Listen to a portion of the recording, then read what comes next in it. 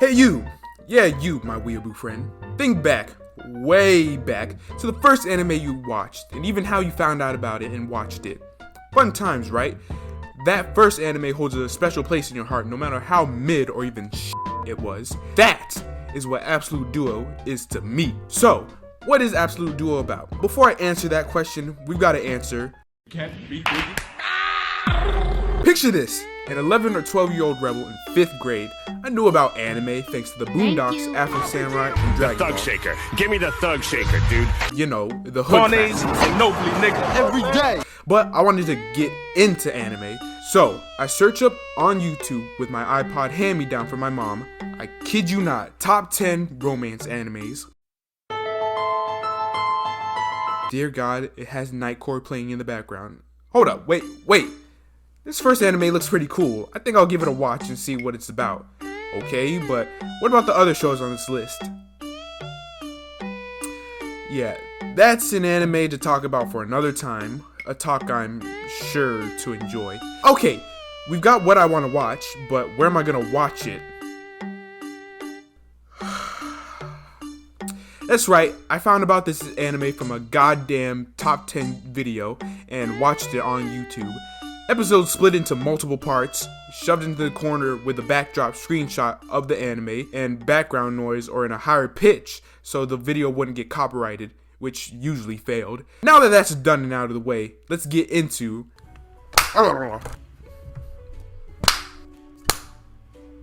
Well, duh, we gotta get into the anime, but like how? Like Scamboli or the Hotbox? You know, better AniTubers? You know what? F it.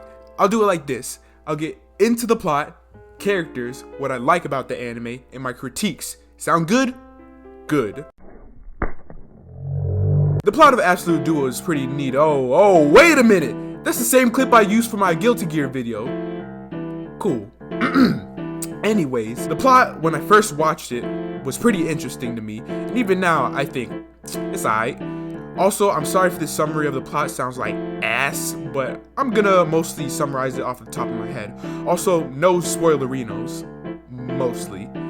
Koryo Academy High, a prestigious school for those who can manifest weapons from their souls, dubbed Blazers, to hone and develop their abilities. We follow the story of Toru Kokonoe, an irregular who, instead of manifesting a weapon, he wields a shield as his blaze. Throughout attending Koryo High, his main goal is to gain more power after a mysterious man from his past slayed his family, friends, but most importantly, his sister. And that's all you're really gonna have to know about the plot. Yeah, about that mysterious man, you ain't gonna learn shit about it. Most of the story revolves around the love circle Toru somehow conjures up. Like, I love him and all, but he be looking basic as shit to be pulling these baddies.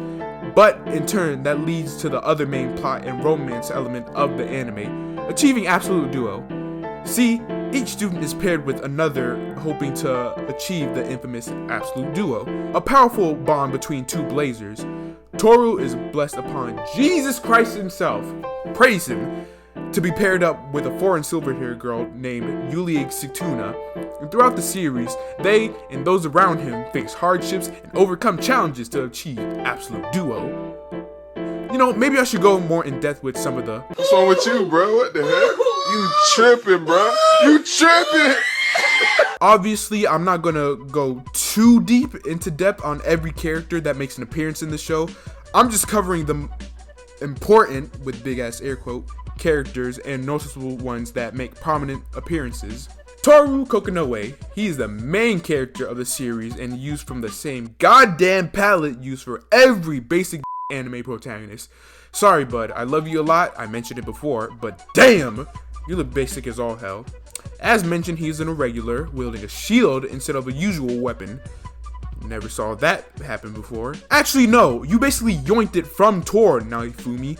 I mostly summed up his character in the summary of the plot, no duh, but I kinda like his character when I was younger, mostly cause he was a blank slate that I could just Control-C, Control-V myself onto, but also with the shield aspect. Think about animes at the time. What's an anime that really had someone, you know, a main character, and even side characters for a matter of fact, use a shield as their main weapon? God got your ass. Yulie Sictuna, this small cutie, technically the main love interest of the harem. I say technically because I'm calling him Tor instead of Toru for the rest of the video, because Yulia calls him that. Anyway, Tor has girls falling for him and reciprocates it more towards Yulie. She's the innocent character that doesn't pick up on sexual situations because, I don't know. As said, she's Tor's duo and roommate, which, yeah, last sentence.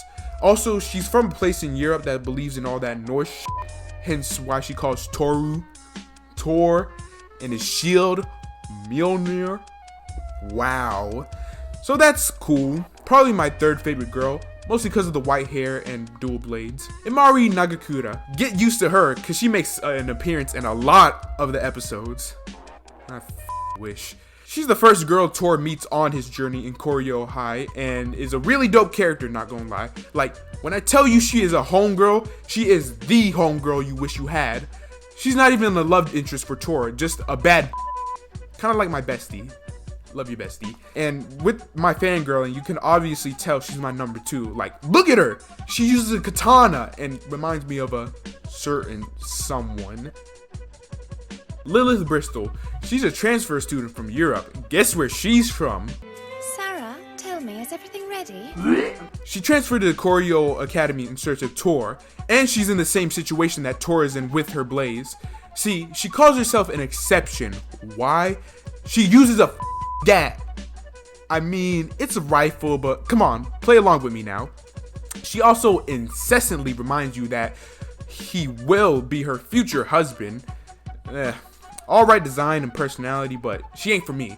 I only got a few white women in my life that I can truly love, and Lilith is not one of them. Tomoe Tachibana. I really can't say much about her. Picture a basic anime girl and voila, that's Tomoe. Like, sure, I'm throwing her under the bus a bit, but seriously, she's good at martial arts, praised for being a smart and talented student, stands out but not too much, and is horrible with the opposite sex. Hey, kinda like me. No, hell no, that's not like me at all. Okay, I guess she's in the same boat as Imari, being a dope friend, and she has a pretty cool blaze, being a modified Kusarigama. Think of Axel's weapons from Guilty Gear, or Scorpion's spear, or get over here from Mortal Kombat. Miyabi Hotuka, my favorite girl from the harem, almost beaten by Imari. And I know you're looking at her and thinking, oh, why? Is it because she has big personality? And no, well, kind of. She lugs around something big that isn't her boobs. Her blaze, which for the longest time I thought was just a big ass umbrella, but nope, it's a big ass lance. She, in my opinion, has the cutest design, but maybe I'm a bit biased with short hair. See, Giovanna from Guilty Gear. Dear Lord Daisuke, yes, I'm actually praying my hands together. Why did you forsaken me by creating such a beautiful creation? I just wanted her to exist and sweep me off my feet. Getting off topic, along with being the cutest and having the biggest personality, she really does have a sweet personality that you just gotta go aww to. I know that though I don't go aww. Along with her character arc that, I'm gonna be for real, made me cry when I first watched it, and even then makes me choke up when I rewatch it. I think she's one of the biggest reasons why I love the show and kept coming back to it. Now, we got our extra characters. We're gonna speed blitz past these characters because they're not as important as the main cast. I'll give them a sentence or two since I'm kind of dragging out this section. Sakuya Tsukumo, chairman of the academy, known as Blaze Diabolica, wears goth lowly clothes and blah blah blah. Dead ass, I don't care about her. She's irrelevant. Rito Tsukimi, also known as Professor Bun Bun, she wears a bunny maid outfit. You know, I kind of got half of that outfit down. And you're gonna agree with the cast in the first half of the show that she's a but later on she gets a lot cooler. Also one of my favorite characters, but that's beside the point. Aoi Torasaka, also known as Tora, not to be confused with Tor. He's just Tor's childhood's best friend and a four-eyed freak. Ryutaru Tatsuno. Power! Kevin Wayfair, just call him K. Technically the main antagonist of the show. He's cool, I guess. Oh, but his theme, probably the second best in the whole series. Yes, this is one of my favorite animes, but even the things you like and love are susceptible to criticism, and Absolute Duo is no exception, nor saint. First off, the animation and art is very bland and mid. Not a lot stick out to make it unique. The story is very lacking, and I get that it's a romance anime and that's the main focus of the anime. It's romantic aspects, but still, like, some of the characters' past stories, they could have gone more in depth with them. Like, who is that mysterious man that killed Tori's loved ones? Or how did Yulia's past make her as powerful as she is now?